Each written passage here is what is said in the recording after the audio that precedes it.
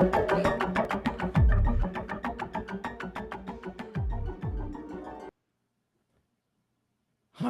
That's so weird. Riverside, Riverside, what are you doing, my friend? Like, one of the streams has started, the other one's not starting. Anyways, I'm whatever. So, hello, and welcome back to Retrieving Sanity, your podcast for recovery focused healing from addictions and traumas. I've got a question for you. Have you ever screamed into the void waiting to hear something back, but not even an echo responded? Well, our guest tonight has done exactly that, and she's here to tell us how she got an answer out of it. Deborah Weed was at the top of her game in high profile branding for companies like Citibank and Kia when she was struck down by a mysterious, agonizing illness. For 3 years, she was bedridden, told it was all in her head, and essentially abandoned by her circle. Sorry.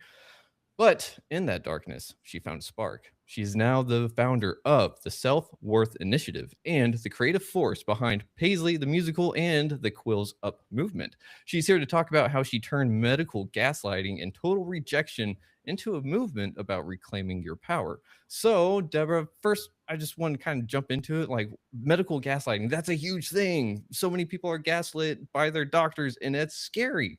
So, I'm just glad you made it through. Thank you. Oh, wow. Thank you. That's really sweet of you. I Of appreciate it. Of course, it's not easy to self advocate. And it's one of those things where you go to a doctor because they know all the answers, right? So whatever they say, it must be the truth. And I mean, if they're just kind of telling you, hey, it's all in your head, then it's all in my head. What do I do about that?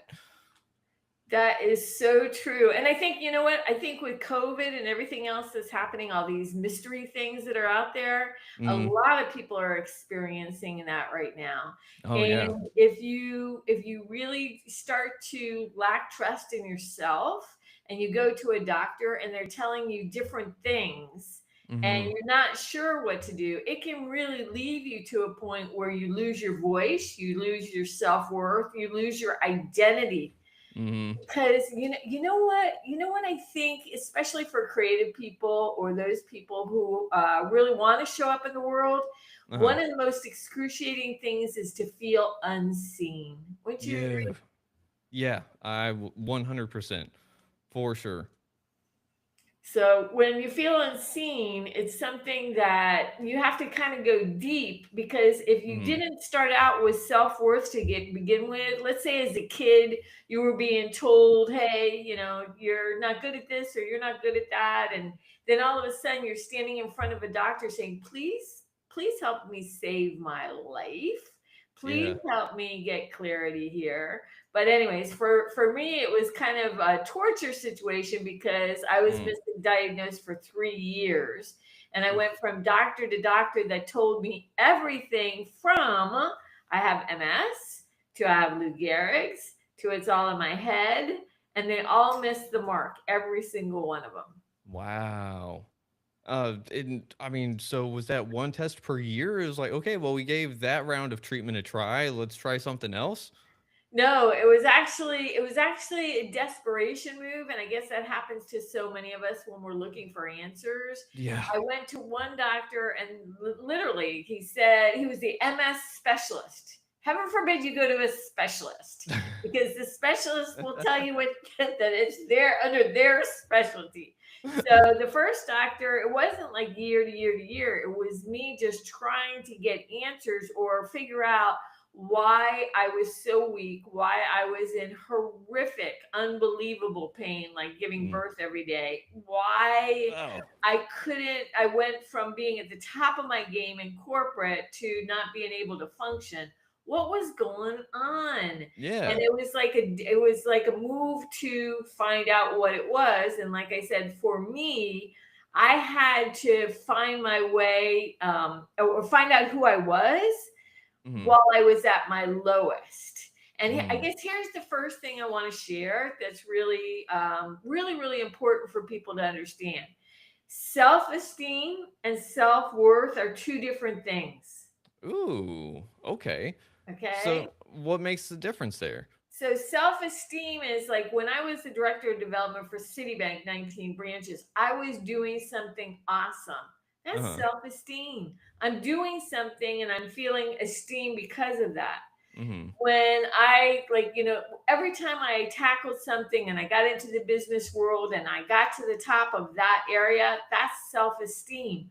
But Okay. when you're in bed and you don't have things that you can show, I mean, obviously, what am I going to say? Look, I napped 8 hours. Do you think that's going to give me some self-esteem there? No, it's not.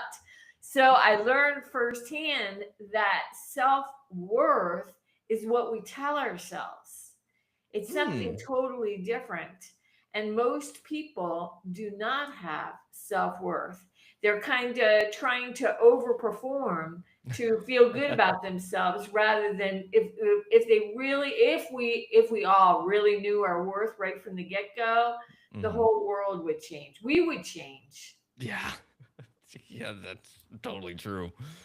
Uh, Real quick, I gotta say, I think that you're just spot on with that about the world changing and stuff because finding ourselves is really, really, really, really hard, especially in today's society where we're living up to societal expectations, whether it be your neighbor, whether it be your teacher from middle school or high school, what have you, or whether it be your grandparents, even. We're trying to meet expectations and we essentially build up an identity that isn't really us.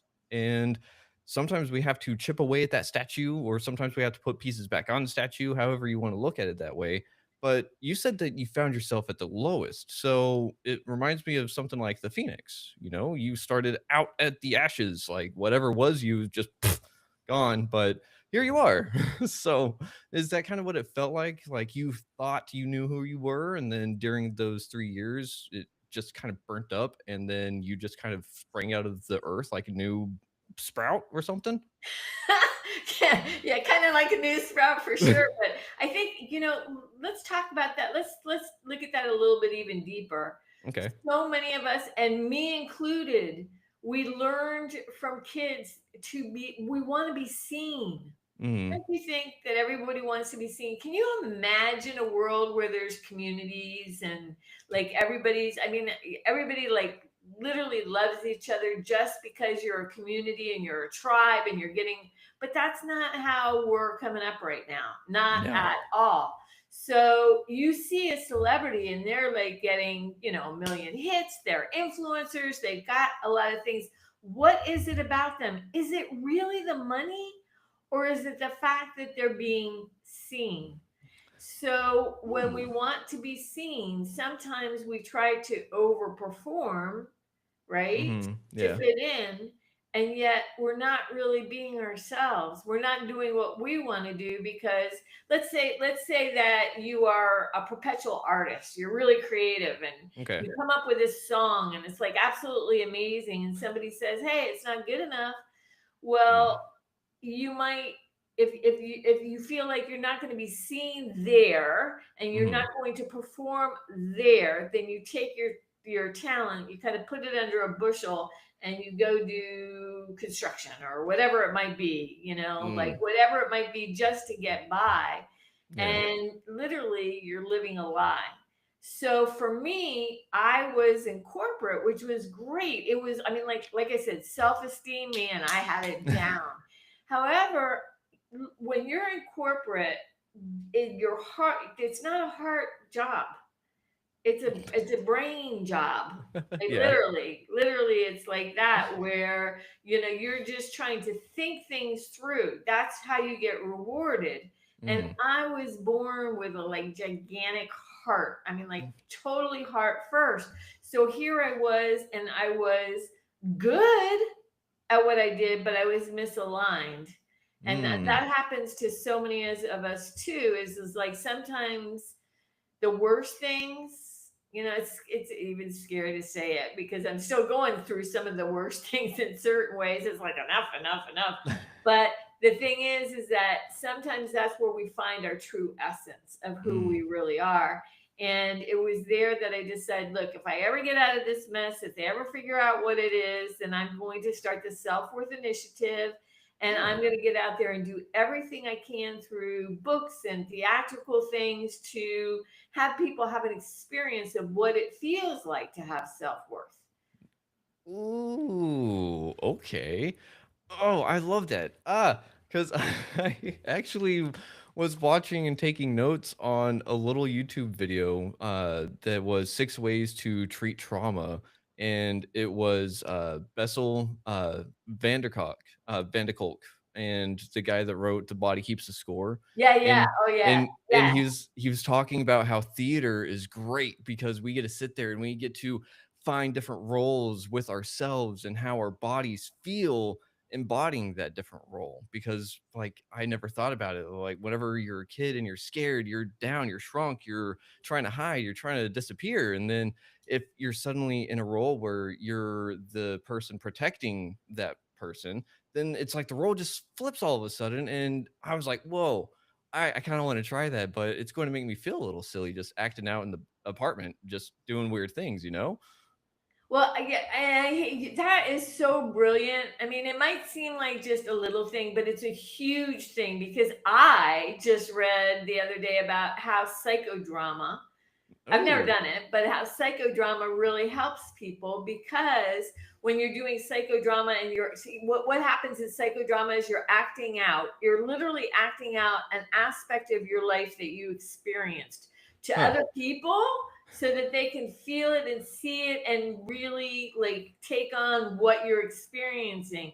And you have other people playing your mother, your father, whatever. You give them the role and it becomes alive so that it's not just words, right? Like, Uh-huh. how do you, like, literally, if I tried to tell you the trauma that I've been through, is any word going Sufficient. No. to will you get it? Will you even touch it? I mean, it really depends. Like, it only depends if someone's been close enough to that same trauma. But even then, it's like the pain is still individual. Your pain Right, is your pain. It's valid no matter what it right, is. right. So when you're doing the theater, when you're doing that theatrical kind of thing, or when you're telling, even when you're telling a story, I personally, I think, yes, we can really learn by listening to people who are talking and going through that. But why is it when we go to a movie or we hear a song, it's sort of like it almost like imbues something into our entire DNA or psyche that's a little bit different because we feel rather than to intellectualize instead of let's maybe that's the issue. Maybe too many people are trying to intellectualize trauma, and it's sort of like, hey, take the blue pill, take the red pill, take this, do that, and it's sort of like, but where is the person who's just got their hand on your heart? Wow, what would that feel like? Maybe there should Hmm. be a hospital where it's just like, hand on heart. And it's like, Yeah. and just like stay with a person and let them process and feel. And where's that? Where is Hmm. that in our society? I don't know. I. Psychologists, not even to a certain extent, because it's like, tell me about your pain, not let's feel it together. Well, Hmm. sometimes, but you know. Yeah. Yeah, our the whole way we treat mental health and the emotional health and everything like that is just absolutely piss poor pitiful in this country and a lot of the world, honestly. But that's the thing, is that it's one of those things that the emotions are on the inside, right? So we don't see it. We just kind of assume everyone else is doing good. We kind of assume everyone else has their shit together, and we're just kind of like, oh, what? After a certain point, you realize everyone's winging the things that we shouldn't be winging. And it's kind of like, I thought you knew what was going on. They're like, no, you had the map. And it was like, no, Jerry had the map. And Jerry's like, no, I had the trail mix. Yeah, exactly. You're spot on. I mean, look at the influencers that have millions of followers or in committing suicide. What's that about? What's Yeah. it, talk about being seen, and maybe that's the other fallacy, like the real feeling. There was a time. Ooh, this is so cool if you can catch this. There was a time that my husband and I had sold everything we had. We got 4 suitcases and traveled around the country. And when we did, nobody knew us. So nobody, it was like, nobody asked, what do you do? Not one person said, what do you do? And we'd be sitting there and we'd be like looking at the stars, or we just like be. And do you know how seen, unseen felt in that environment? But then as soon as I get back into the, rat race, whatever you want to call it, it's a whole different dynamic, because then I'm judged by, what I do, how much I've done, am I performing? And then the need to be seen is like so different. It's like it's such a dichotomy between when you just go out into the blue yonder and you're just like in awe and Hmm. you're just being, compared to getting back into this world where you're judged and have to fit in. It's a big wow. Yeah, it's a huge wow. I'm right there with you. And the closest kind of thing that I can say to have that happen recently, that weird, just just culture shock is the best way I can put it, was whenever I went to the Ren Fair a couple years ago. I went to the Renaissance Festival, was camping down there, and just I had no idea who anyone was, but it was so much fun because I'm sitting there and just like I like had a blast. Everyone is treating each other fairly well, I think, for the most part. Of course, you always have your bad apples, but the general vibe was like, hey, we're here to step back in time. Let's have fun. Just be ourselves. Let's show up. Let's just be the us that can't be here in normal society. And then whenever I got back, the first thing that I noticed was the smell of the city, and that was terrible. But then having to sit there and just wonder, like, oh, like I can't wear this in public. That's weird. Oh, I can't do this. Huh. And it was just so strange because kind of like what you were saying with the actors or influencers that commit suicide and stuff, it's Yeah. like we have that they're getting seen, right? And then I think that they fall underneath of that judgment themselves of that expectation trap, because then now they have these followers, they have an audience that they have to adhere to almost. And in a sense, they quite literally lose themselves in the process. And I think that it's whenever they abandon themselves entirely, whenever the camera's off, I think that's what really gets to them. Oh yeah, can you imagine? Can you imagine what that would feel like? Because it's like it's so exciting, but then if you have to keep it up and keep it up, now that you have the followers, you have to keep the follow. I mean, it's just this whole thing. What are you willing to do? Yeah. Well, and see, that's kind of the thing too, right? How many of us are doing that subconsciously because we grew up having to please our parents? How many of us had to do that to please the people we were around in school? We grow up abandoning ourselves this whole time that kind of like what you said, after a point, something catches fire and it's just like, shh, who am I? Yeah. And like, okay, so you've done tons of podcasts and things like that. What are some of your deep questions when it comes to trauma? Like, let's go for it. Hmm. What do you think is a good one? What do you mean by question about trauma? Like, what causes Well, it? How do do we you fix it? feel, yeah, kind of like, I mean, my dad, right? My Mhm. dad was like a brilliant guy. I'll give you a for example. And he was always pulling me out of the darkest stuff, but in the most creative, dynamic ways. Ah, And one of them was, I'll give you two of them, and then maybe that will open up like a deeper conversation. But okay. one of them was when I was on the sidelines, right? I was so depressed because I had helped so many people. I had Mhm. helped so many people get, and they're flying, they're doing amazing, and I'm happy for them because they're my friends. But I'm like on the sidelines. Mhm. I'm down for the count, and I felt like I'm talking about self worth, nothing, nobody. So I'm like, Dad, what do I do with this? And he said, okay, kiddo, go get a bowl of water and some food dye. And I'm like, okay, Ooh. wait a minute. I'm telling you that I'm despondent. You're telling me to go get you some water and food dye. But I know my dad. So off I go and I get the water and I get the food dye. And he said, all right, now what I want you to do is I want you to take two blue drops, blue, and put them in the water. So I put them in the water and he goes, okay, stir it up. All right, I'm stirring it up. And he's like, okay, go get those two drops of water. I mean, blue drops. I'm like, wait. No, I just mixed it. The water's all blue. It's impossible. I cannot get those drops. And he said, exactly. You have given each person who's out in the world 2 drops of your encouragement, your love, whatever it is. And there's absolutely no way that you can remove your imprint on them and what they're doing. And there's no way that they can remove what they've given you. And you know what was crazy is here I am, like, just holding on for dear life. And all of a sudden, with that little example, I felt like I was part of everything and I Mm. calmed down. Huh. Ooh, I love that. That's an awesome story because it really does kind of highlight that whole creativity aspect whenever it comes to dealing with trauma. And I know we spoke a tiny, tiny bit about it in the pre-call about how creativity is stifled by trauma. And I spoke with someone recently that was talking about how trauma is separation of self.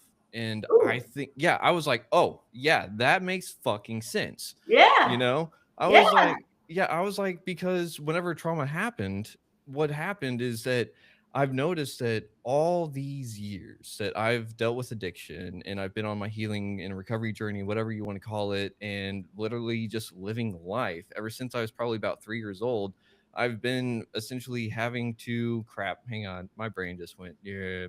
That's Uh, okay. You were talking uh, about the woman that you were talking to that said that, Separation of self. yeah. Yes. So I had the epiphany. Thank you very much. I had the epiphany that it was a lot of it was caused because I was grieving the me that could never grow up. Oh, wait. So that's what I was looking for. What do you mean? Tell me. What does that So mean?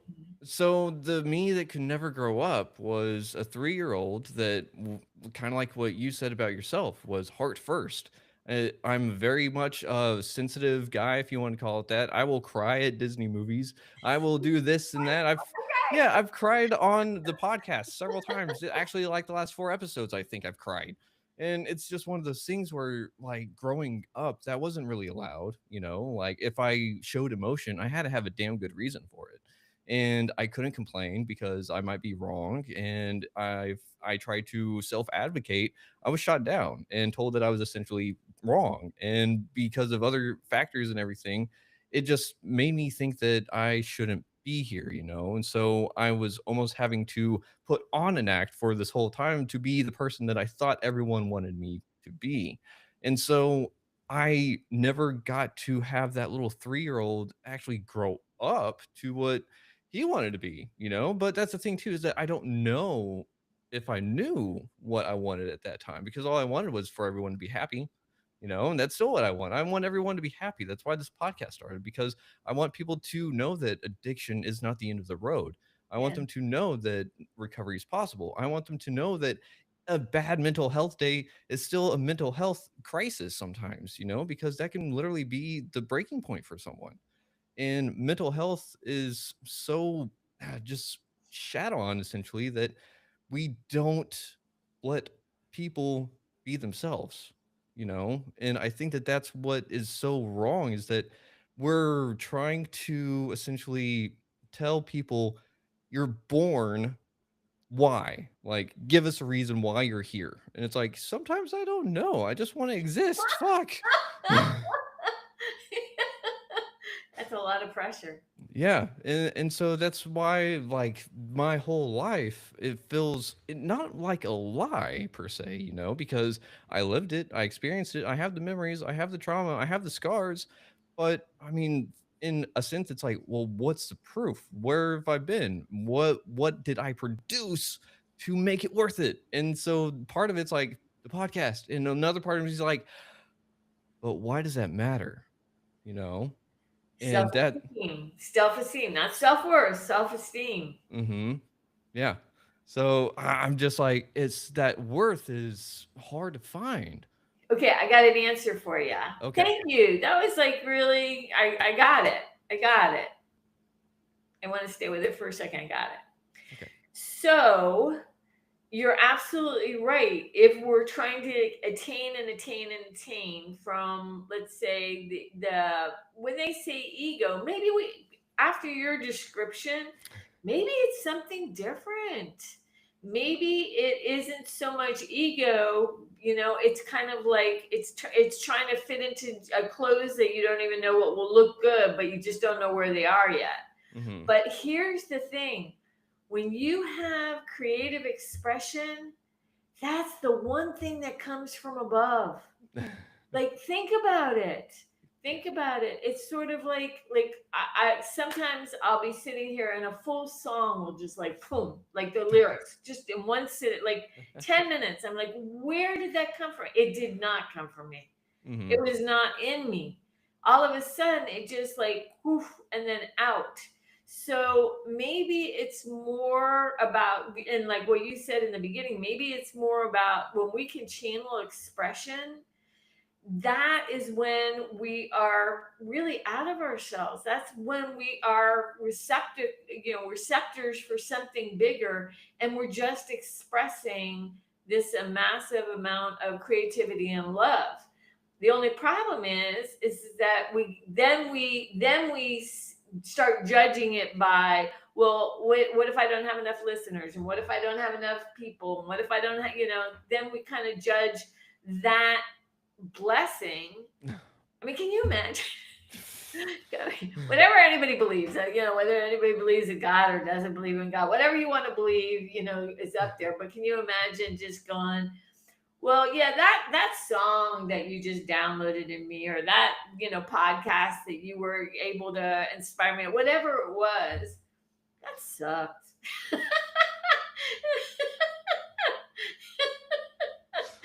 uh, But but I guess we get so afraid of what the human judgment rather than the free expression.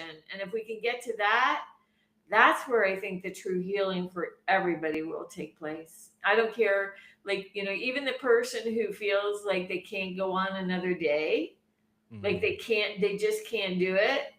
What they might be saying is I don't want to be judged by, like, if I were translating their languaging, maybe they'd really be saying, I don't want to be judged by humans anymore, Yeah. because that's a really Oh. painful place to be. So maybe a better thing is to say, what expression wants to flow through me, Mm. because Oof. that might be the life source to keep somebody going another day. And it might be just giving somebody a dollar bill at underneath the highway or what. Yeah, we don't get, who knows what the higher expression is. Maybe that's the highest expression of all. Maybe. I mean, that's kind of a good question, right? Because we don't know the ultimate goal or endpoint of anything. I mean, if we hardly know what's happening in the moment, how can we know what's going to happen? Who knows how long ago or Yeah. in the future? Yeah. But it's honestly really funny that you were talking about the like essentially downloads and stuff like that because and you're like, well, what if the podcast sucks or whatever? And I just like, oh, so whenever the idea for this podcast, it was not my own. I have admitted that before. It is not my own idea. What happened was I was in rehab and I'm just sitting there minding my own business, kind of reflecting, kind of having that white noise in my head and just trying to exist, I guess. And it was like, you're going to start a podcast for mental health about addiction and recovery. And I was like, huh? I was like, I don't, I don't even like podcasts. I was like, I don't, I didn't even listen to podcasts. That's great. I love it. So, And that's so why you have to start one. so yeah, after the rehab, gave it a little bit of time and just was kind of planning it out, talking to friends about it, trying to hype myself up, and then he, and then it started, and then of course, kind of like what you were saying, I was measuring my worth by the metrics. I was Yeah. measuring my worth by the listeners, by the downloads, and I was falling really short. But again, I had no idea what I was doing. Like if I watch the previous episodes, like I just sent someone episode 4 for inspiration. I was like, if this was where I started and where I'm at now, you just keep going, you know.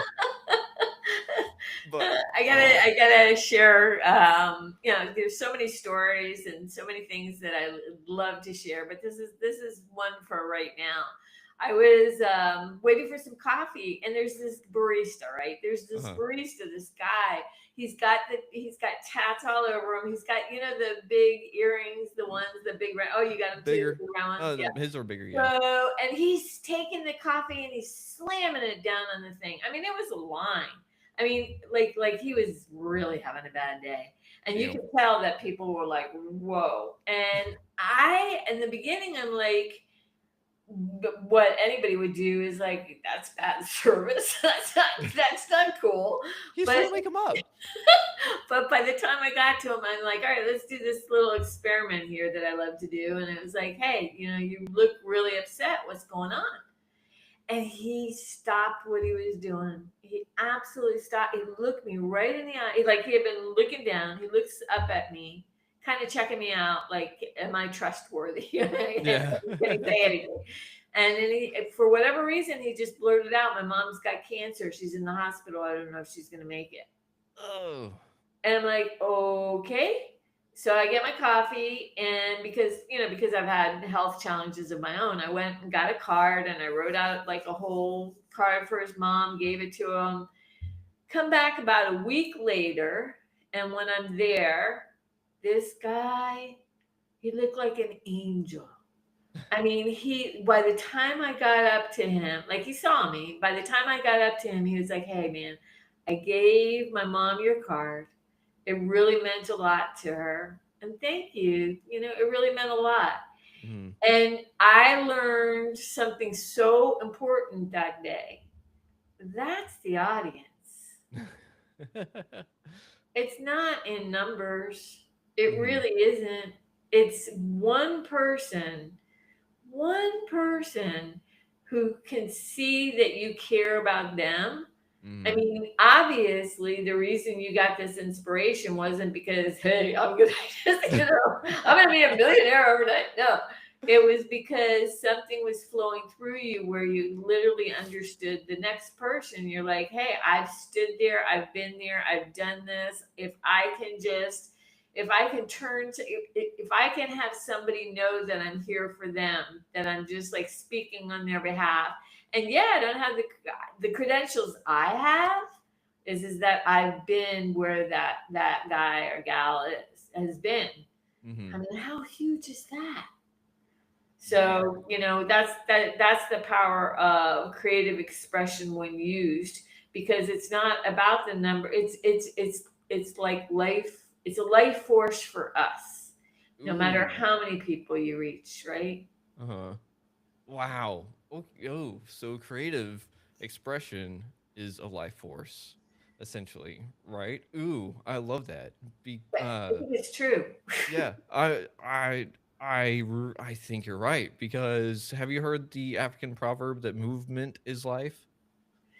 I haven't, but I feel that that's so true. I mean, like when you think about emotions, everybody talks about it now. It's sort of like emotions move. But Mhm. and if you get stuck in the sadness, you think that will never move, but it will. Mhm. Everything, it's chemicals.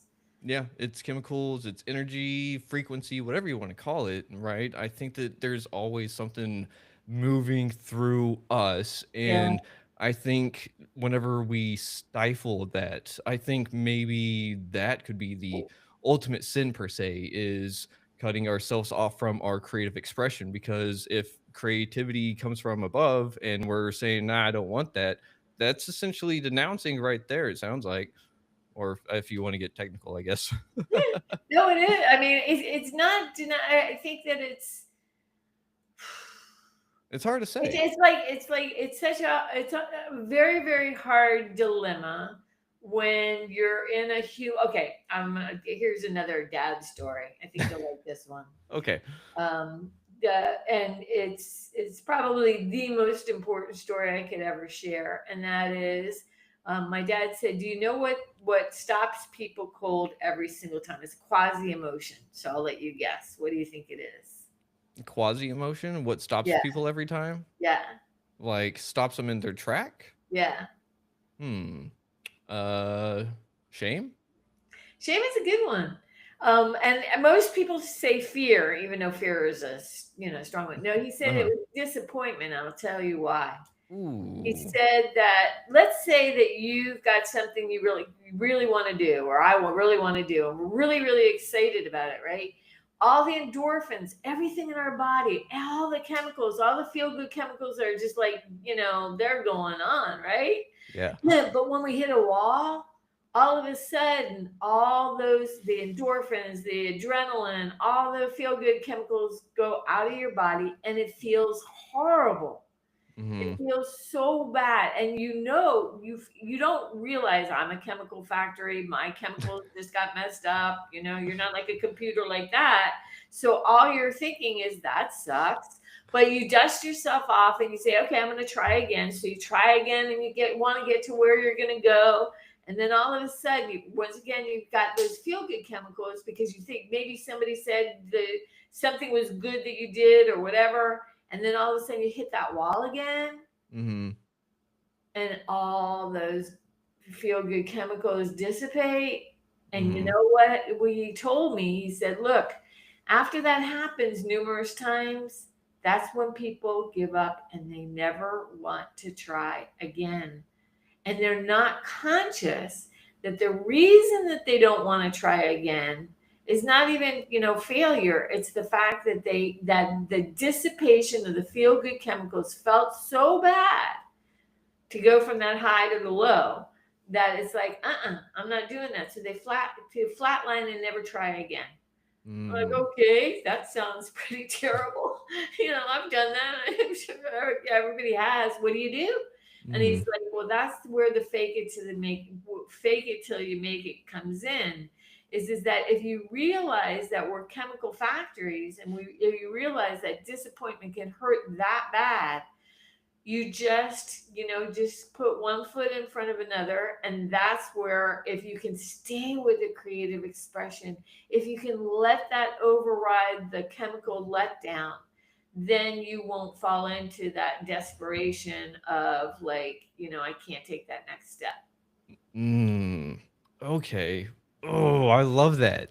I love that because duh, yeah, you're right. Like shame tells me and my body I need to hide, I need to go away, I need to disappear because I'm not good enough, and so on and so forth. And yeah, disappointment would essentially be whittling away at whatever self-worth I was trying to accumulate anyways. And that was probably the exact same thing that kept me in my addiction a whole lot of the time because Yeah. yeah, so if one of the things was like I didn't want to get help because I didn't want to seem weak, I didn't want to seem like I was quote unquote an alcoholic or whatever, and so I didn't want to disappoint my family, didn't want to disappoint the ex-wife. Is yeah, so whole wow, yeah, it's phew, okay, yeah, disappointment. That's a strong one. Yeah, and I think if like if it's something that I don't think people know. It's so Mm, unconscious, but if you're aware of it, you can possibly tweak it and kind of go, all right, how do I override this? How do mm. I get back to that place in me that I mean, I wish there were classes in elementary school of how to love ourselves, Yeah. to Oh. really know what self-worth truly is, rather than find out the hard way. Yeah, because learning self-love is so hard. Like I So and hard. well, let me correct that. Maybe applying self-love after a certain amount of time, right? Because I kind of spoke about this before with someone was that it's not so much that like self-care and all that stuff is hard. It's really hard whenever you've never learned it and you're about 30 years into your life and you're like, I can do this for myself. Holy shit. You and it's just like it's wild. So I wish we learned that kind of stuff whenever we're growing up. And I mean, there's little children's books that kind of tell people like, hey, stay motivated, hey, it's okay to be different and stuff like that. But whenever you're 3, 4, 5, maybe still getting those kinds of books, the message doesn't really stick because we have everything else coming left and right all of a sudden. And once you're in elementary, you're in the biggest culture shock of your life because you're going from whatever house life you were going to a weird structured settlement and surrounded by strangers trying to shove knowledge in your head, and you're just like, what the fuck is this? But so why don't we try to figure out what is one of the things that someone can do if they're coming up with disappointment and they're trying to override it? Well, I think first they have to realize that it is a chemical reaction and they have to do it anyways. But maybe, maybe a bigger thing is that the metrics have to change. What would Mm, it be like? What would it be like if everything flipped and you were the guy who wrote that card for the guy, the barista, hmm. and I put more weight on that than the number of influencers you had? What if I put more weight on the fact that you were like nice to somebody in a shop, when you were getting your groceries, and the fact that you just say, "Hey, have a good day"? What if I put more weight on that as far as the matrix of who you are self-worth wise, rather than the expectation of how to fit in or be seen in the world? I mean, everything would flip, Whoa. right? Yeah. Yeah. Because Oh, well, so what if someone tries to do that? One of the first things that I can see someone coming up with is going like, well, if I'm trying to help someone, I'm still producing, right? So how, like, what if I don't know what to produce? That means I'm still worthless, right? Well, no, not if you're just, not if and it's not even trying to help somebody else. It's trying to be your best self. It's Okay. trying to be your radiance. Mm, Another thing my husband and I did, it was an experiment. We wrote cards to every single person who did something nice. Every single person, like, thank you. We had like little thank you cards, and like, we wouldn't write it and then give it to them. Not like that. They do something and then we leave it on the table or whatever. So we didn't always see the reaction. So even though it was supposedly for them, it wasn't. It was mm, my best expression. That's what made me feel self-worth. It wasn't, like would it land? I don't even know half the time. Although this one guy saw us and he chased us down and he was like, "You don't understand. It really made my day." Like he was going on, and it really meant a lot to him to be seen, right? yeah. So it's not, I guess, with disappointment or anything else, maybe we're swinging for the fences, right? But maybe it's the wrong fence. Maybe the right fence is just where we feel when we put our head on our pillow at the end of the night, we feel good about the little things that we did, the real things, the things of connection, not because it's necessarily like people who go to a homeless shelter and, do the food. They might be thinking, oh, wow, I feel really good. I'm going to be able to do that for that person. But no, it's not that. It's for yourself because you're like, wow, this feels good. Instead of seeing a problem, I'm solving a problem. Mm, okay. Yeah. Mm. So that sounds almost, whenever you put it that way, it reminds me pretty much exactly of step 12 in Alcoholics Anonymous. Are you aware of step 12? No, tell me what it is. So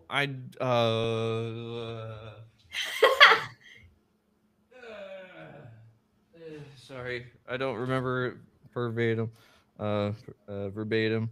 So, step 12 is, oh crap, my pages stuck together. Ah, okay. Having had a spiritual awakening as the result of these steps, we try to carry this message to alcoholics and to practice these principles in all of our affairs. And essentially, whenever it's broken down for the newcomers, it's you got to give what you got to keep it. Essentially, it's a paradox of sorts. If you don't give Yeah, away yeah. your happiness, you don't get anything back in return. You know what? That's exactly so. It's straight up. And maybe, now that I think about it, you're right, because you always have somebody there connected with you. Hmm. And it's like, who's winning in that kind of situation? Is one or the other, or is it both? Like, it's the connection. Hmm. Have somebody that cares about you. Gosh, we all need 12. I need 12 steps. So, to have somebody kind of like a big brother, big sister over your shoulder that cares whether you're okay or not. Hmm. For the carer and the caree. Not to Yeah. put the words, but Sponsor and sponsee. okay. Uh, I'm and changing it. I'm saying the carer and the caree. nah, you're good. And you were also you hit something real quick that you were like, maybe you need the 12 steps. And whenever I was going in recovery, first into recovery and rehab, and I learned the 12 steps, I was like, I think everyone needs to do this because it's not like, hey, do this and solve all your addictions kind of thing. A lot of people treat it as such. But whenever you break it down, it's actually a self help guide for personal growth. It's, it's wild because what you were talking about, like at the end of the day, like, did I do good kind of thing, reminded me immediately of step 10, which is the first maintenance step, which says, let me like keep a catalog of the stuff that I messed up on and let me correct it next time. But I think that that's the more negative connotation of it. So what I put a twist on is I would do both that, sit there and take note of like where did I disappoint myself, and then the other aspect is where did I improve today that normally I I would have love that. messed up, because it's a little pat on the back. It's like, hey, instead of all these years of going, you should have done better, you little shit, it's, oh, hey, you actually fucking did good. I'm proud of you. And it feels so much better. Holy shit. I love that. I love that. I think we all need that. Absolutely, positively. Yeah. We need that encouragement. That makes all the difference in the world. Yeah. But that's true whenever we can apply it to ourselves, right? So, how Yeah. did you start to learn to kind of do that for you, though? Because after being gaslit by doctors and stuff, it wouldn't that be hard to kind of talk yourself up like that? Well, there was a time where I think that we all, well, I shouldn't say we all, maybe we don't, but there was a point where I felt very bitter and very Mm. abandoned and very hurt. It wasn't Mm. like it wasn't like, from here to, oh, let me be real positive now. It was it wasn't like that at all. Because when they found out what was wrong, something was seriously wrong that should have killed me and taken me out. But the Uh, thing is that I think sometimes I think we're dropped into situations because we are the people that can help the next person once we ooh. get to the other side of it. I do think that, like you said you had a big heart when you were a kid. I've always had, like, a really big heart. And I guess this was this was the saddest, happiest thing I've ever heard. I went to a friend and I'm like, I don't understand what's happening in my life. I don't get it. Why is God doing this? Because, I could be making such a difference. I could do so much more. Why do I keep on getting put on the sidelines? Because this physical thing has happened 2 or 3 times. And she said to me, Deborah, you always said you wanted to be an angel, right? I'm like, yeah. She goes, well, angels have to know how people feel. Ugh. Yeah. I'm like, oh, maybe I picked the Uh, wrong job. Forget it. I don't want to do that anymore. yeah. But there's a truth. I think that there is a truth to that. Like, let's say that, okay, with sponsors, Uh-huh. let's say that a sponsor really goes through a hard time, but maybe they're the best sponsor ever because they've walked through so much. They understand the trauma journey and they're able to look at you and you believe them. I mean, that's genius. That's genius, because what you're doing is you're taking somebody's trauma and almost alchemizing it, or really Yep. doing alchemy for real, Yeah. turning all that pain into hope. What's Mhm. that? Yeah, it's crazy. It's just wild, honestly. And your story reminds me of the quote that I was trying to pull up, like word for word, but I saw it like 3 months ago or so, and I was just sitting there doom scrolling, and then pretty picture, read the quote, and I was like, oh fuck, because it was like, what if everything happened to you because you'd wished for something to be as a younger child or something. And I was like, oh, I wanted to help a lot of people and everything. Like Yeah. whenever I was 9 or 10 years old, my mom sent me a picture a couple years ago of like a little letter that I did in elementary. I think I was in third or fourth grade, and it was like, I want to be a dentist so I can be rich and buy homeless people houses. And I was like, what the fuck? Like, what kind of kid does that? But I like, maybe that's why we go through bad things, is because we wish to do good for other people. And like you said, you can't really trust someone that hasn't been through the fire. Like if someone walks through the fire and they are saying like, "Hey, I made it through," and they look like pristine and everything, like they've got an asbestos coat on and stuff, I ain't trusting them. Asbestos is gonna give me cancer. Stay away from me, you know. But if someone comes through and they got like a little bit of hair left and like smoke coming off of them, I'm gonna be like, "All right, they made it through, but fuck," like, okay, let's go that way. Yeah, I know. And we won't figure it out, I guess, until then. But Yeah. in the meantime, why not make it the best expression that we can be, and find, bottom line, look for the, not the self esteem, not the things we do, but the self worth that we claim. We say how much we're worth, and realize that every single one of us is this container of expression, just waiting to share. Yeah.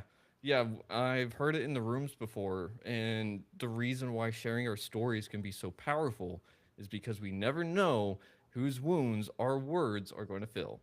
Yeah. And it's like, damn, that's strong. But it's also like hearing some people's stories. I'm like, I'm really glad I didn't have to go through that. And then hearing some people's stories, I'm like, okay, like, come on, we can do this. um, Oh, real quick, I did Yeah. just see the time. Where can people find you? Because you've got 3 websites, right? Yeah. Oh, two of them. Okay. So the main one right now is Paisley's Fashion Forest. I'm putting together a musical that I hope will help so many people, Okay. especially in the creativity realm. It's in magical realism, think Wicked or The Lion King, and I'm putting that together now. So that's Paisley's fashionforest.com, and the other one is the selfworthinitiative.net. Oh, okay. Selfworthinitiative.net. That's Yes. awesome. And Yeah. then the other one was paisleyfashionforest.com. So Yes, people should be able. Paisley's with an S. And if you're creative, if you're a singer, a dancer, or in that creative realm, and you're like, maybe I still want to do something. Yeah, definitely hit me up, look at it, because I'm, looking for those people out there that are dynamic and creative and just waiting to come forward. Ah, that's awesome. Thank you for that invitation that you extended. Um, and it just reminded me of something. Have you heard of the term somatic expression? Yeah, I can imagine what it is. I know Yeah. what, yeah, yes, Yeah, so it's kind of like somatic dance or something, yes. but just somatic expression is kind of like you're feeling like you just got that adrenaline shock because the bus missed you by like 5 inches and you almost crossed the street. It's like doing the whole little like, Yeah, shaking it off, or just expressing how you feel in the moment, no matter how silly it looks. You right, right, know, right. Yes. and someone told me, they were like, "I think you need to do some more of that because you're just a big bundle of energy." And it's like, "Yeah. Yeah, I think that's right. I have to move. I have to express myself. I can't sit still." Sitting still was literally trying to kill me. And maybe not it was trying to kill me, but I was killing myself by but not expressing myself, by repressing myself, by saying, "I'm not worth it. I'm not good enough. I don't deserve to be here." Yeah. And I don't want anyone to feel like that because I know how bad it sucks. So I thank you for just coming on here to have this discussion about self-esteem and self-worth. And I gotta ask, do you think that we can see you on in the future? Because I think we could talk to another like 3 4 hours on this thing on one episode. You know. Oh, absolutely. I would love to. I love your energy and I love what you're doing and I'm really cheering you on. Oh, I appreciate it very much. And I love your energy. I love the stuff that you're doing, the message that you got. And I mean, real quick, where in you're in the US, right? Yeah. Okay. So people can like come see this play on stage, right? Not yet. It's in Not yet. development. I'm working Well, on all the music. These kind of things can take a long time to take from, like if I'm aiming for Broadway. I'm aiming for like, the big city stuff. yeah. So, we're in the development stage with the music and the script and putting everything together. But what I am doing is I'm going to be putting out the music, 5 songs, like a sampler, if you will, get Uh-huh. people excited about it. And I've got this program called QUILLS Up, which essentially means don't give away your power. Do not Mm. give it. Quills up, man. Quills up. Quills up. I love that. Reminds me of a porcupine. Or Exactly. oh no. Or that's kind of cool too because you get to express yourself. Yeah, exactly. Some people get like a little confused, but once you learn about the musical, and we didn't get to talk about that this time, but that's cool because today it was all about self worth, self esteem, and stories that would inspire. Oh yeah, and I think anyone that can tell their story, they should feel inspired by themselves because it's their story, you Yeah, know.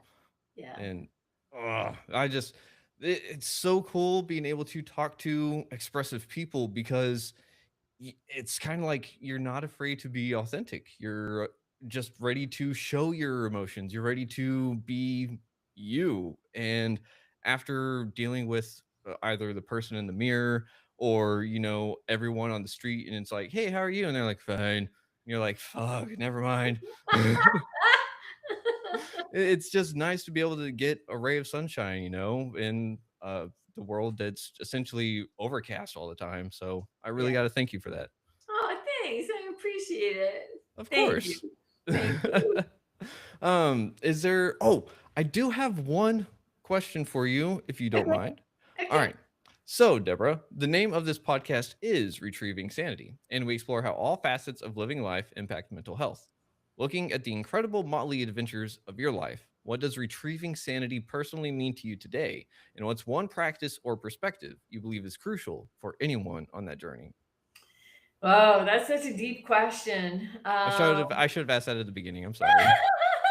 No, that's really good.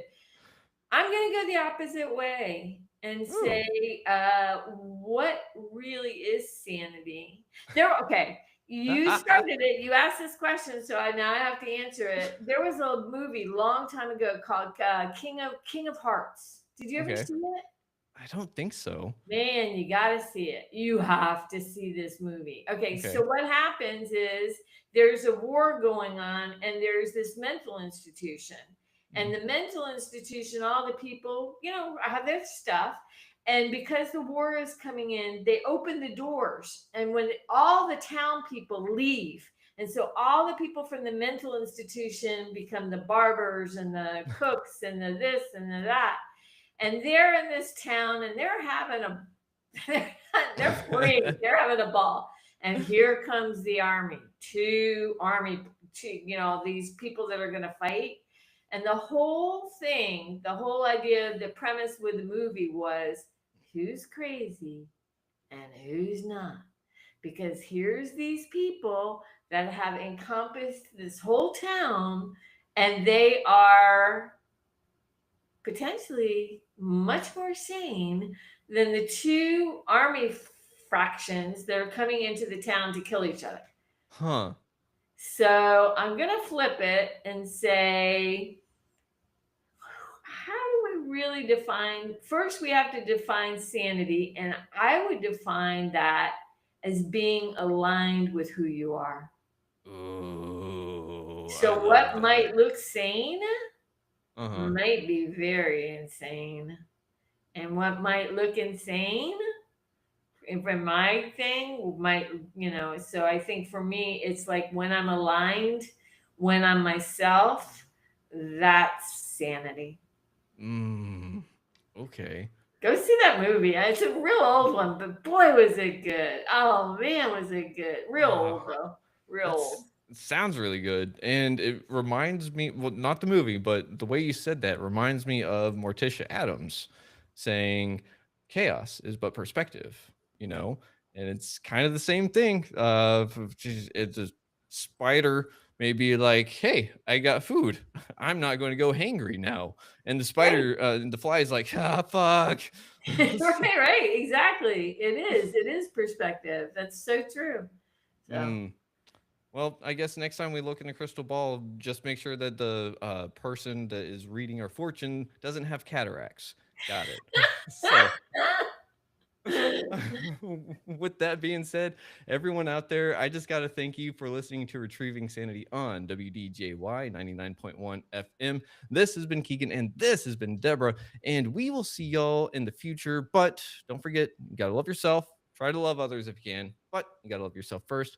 If you got a mental health crisis, you can dial 988. Or if you're in the LGBTQ plus community, you can call the Trevor Project up in Canada. And we will see y'all next week. With that being said, much love. Shalom. thank And you. I really appreciate